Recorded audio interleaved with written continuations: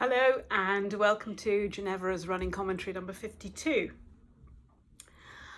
This is all about the expectation effect and the power of positive language. Now, we know there's been a lot of research into the placebo and people's belief systems around outcomes. So you may have heard a research project done with a large group of people who were doing domestic cleaning in hotels. And half of them were told that the work was really tiring and may give them back injuries and would cause problems and wasn't very good for them.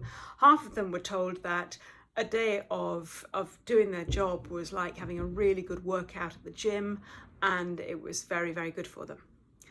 And of course, beforehand, they each had a health check, and after a month, they had a follow-up health check.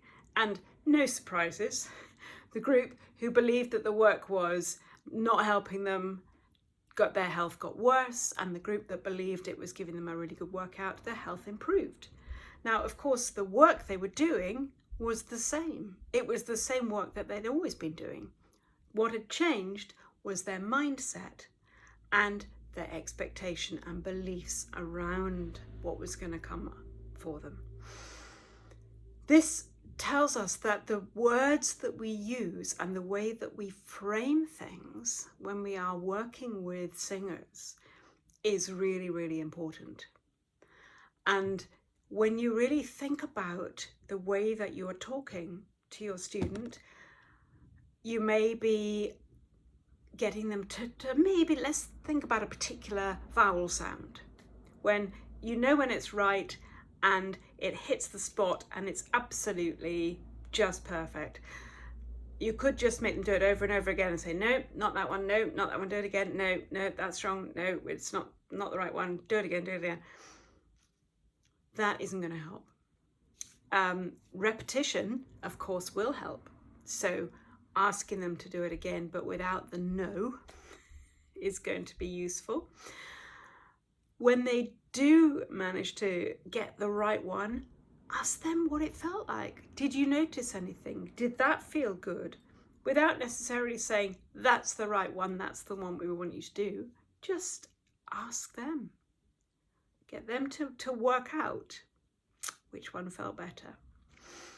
Other things that we might say that have a negative impact are, it could even be, well, with that amount of singing yesterday, I'm not surprised your voice is tired today. It could be, you know what, if you keep standing like that, you're not gonna be breathing as well as you should. Or if you keep singing like that, you're going to end up with a voice problem. All of those I've heard many times. I'm not surprised you've got tongue tension because you've been trying to do this, that, and the other with your, maybe a yawning sensation or something. All of those are negative and unhelpful. See if you can flip it around to a positive. See if you can find the positive language for that situation.